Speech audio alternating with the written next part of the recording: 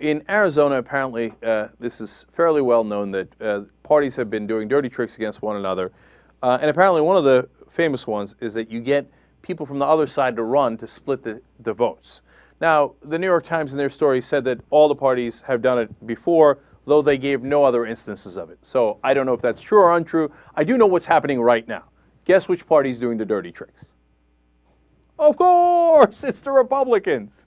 So now partly because that's what they do, and partly because the Democrats would be so scared. They're like, oh my God, a dirty trick, no way, no. Bill O'Reilly will hit me, right? Now look, they shouldn't be doing dirty tricks, so I'm glad they're not doing it, but you know which party it was going to be. So what's happening here? Well, we got a guy named by Steve May. He's a Republican operative there, and he's also running for office himself, actually, and he is got a unique plan. He's decided that he's going to grab these guys who are in this part of town called Mill Avenue. They're apparently known as the Mill Rats, which is an unfortunate name, and some of them are homeless. And since the Green Party doesn't have a lot of money in that area, he's going to finance them getting on the Green Party ticket so they can split the vote with the Democrats and have the Republicans, like Steve May, win their elections. So he's collected a motley crew. There he is. There's Steve May talking. And there are the folks that are called, to quote, Mill Rats, who he's got running for the Green Party. Now, for example, one of them is Benjamin Percy. He's the guy in the front you see there, the kid. He's 20 years old. He's got a curious mohawk. And he says his campaign office is that Starbucks. And that he used to be homeless. And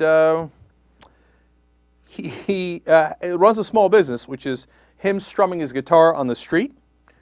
And that he's planning to run for office and change the way things are. But once he starts giving a speech, which he does right there, for example, he starts talking about how we can cure the deficit problems by installing solar panels everywhere.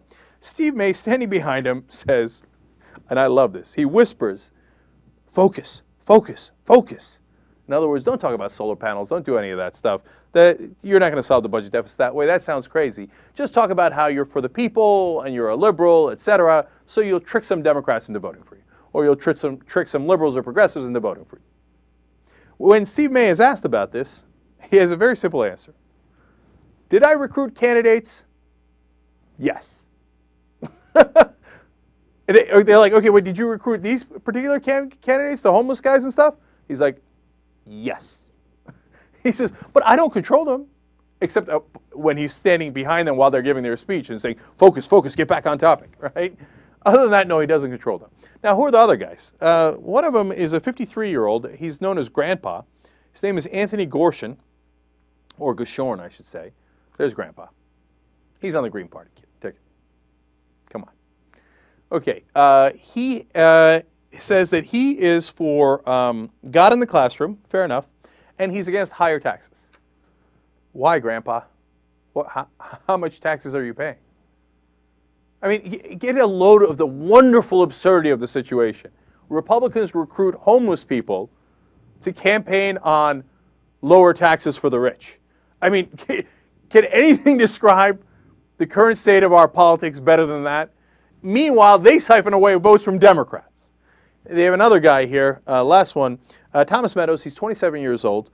He's apparently a tarot card reader, and he has his trademark hat, which you see there, purple and green, the Jester's hat. He is running for state treasurer, though he admits he has less than $1 to his name. Okay, look, it gets to a point where it's a cruel joke, right? And so the plan is, ha-ha, hee-hee, let's sign up these people, put them on the Green Party, split the vote, and then the Republican wins and then says to the homeless people, see you, wouldn't want to be you. Get. They rough talk them and run them off. Hey, thank you very much for playing along. Now, Democrats are saying, hey, this might violate some federal and state rules, and the Republicans are saying, bite me. They're saying basically, yeah, we're doing it, and we'll win, and after we win, you can cry about it later. And that's the state of our American politics.